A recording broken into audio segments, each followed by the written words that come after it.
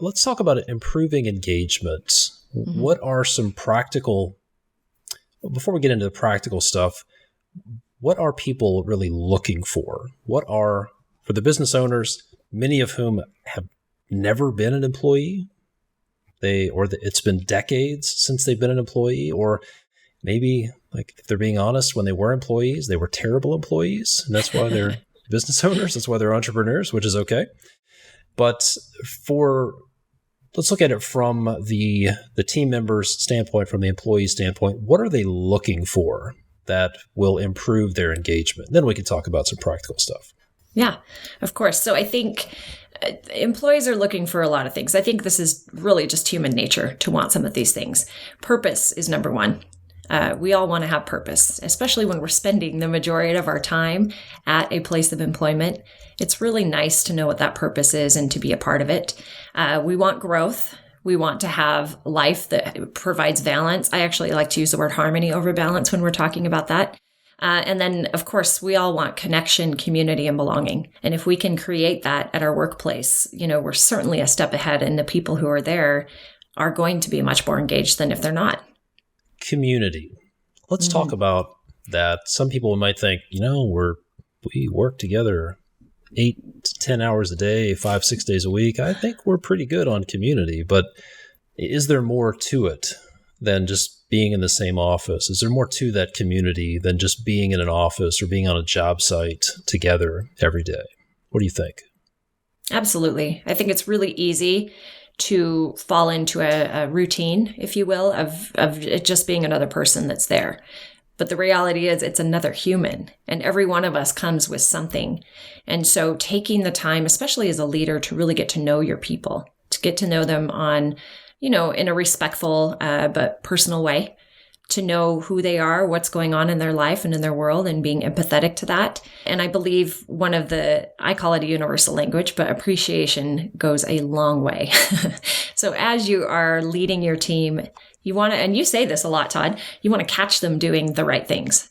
You want to catch them and then recognize them for that. It's not just like observing quietly and being like, oh, cool, they finally did what I asked them to do. No. You got to go and you got to say, hey, Todd, I thank you so much for getting this report done on time. This looks awesome. Like, give that appreciation. People need to hear it. And quite frankly, that goes such a long way. Most people are fine with a simple word of appreciation and praise, far more than any big accolades or awards. Those always feel nice too, but just that simple, genuine appreciation is really huge. Yeah, that is so lacking in the construction industry. Mm-hmm. It's like, we have a lot of us have the auditor mentality where all we see are the deficiencies. We never see what's going well. And there was a guy I worked for. He said these words in really angry voice. Like, we don't need to be talking about what's going right around here. We need to be talking about what's going wrong. Like, wow. Sign me up for that. Yeah, let's have a 4-hour session about that, which we did. We had a few of those, and that was his MO. As you might not be surprised to find out, employee engagement was pretty low in that environment. Yeah, recognition's huge. A little bit of recognition goes a long way. And you said something that I think some people think is a compliment, but it's really a backhanded compliment. And it's one of the worst things you can do. So when somebody, let's say you're trying to get your superintendent to file their daily log, right? And they do it. After 4 years, they finally send in their daily log, and it's mostly right. Some people would think a compliment is, hey, Dave, thanks for finally getting it right. Thanks for finally getting your head out of your ass and doing it right. Ha ha. And you know what? They finally did it. And what seems like a joke or a backhanded compliment is probably the worst thing you can do. It's so demotivating. But it would be so simple to say, hey, this was great. Thanks so much for doing this. This is important because XYZ, this is really going to help. I really liked the way you did this. This picture was incredible, so helpful. Just a little bit of that recognition goes such a long way. Yeah, I like that. Well, I think people, can I add on to that really quick? Yeah, absolutely. People play for points. It's part of life.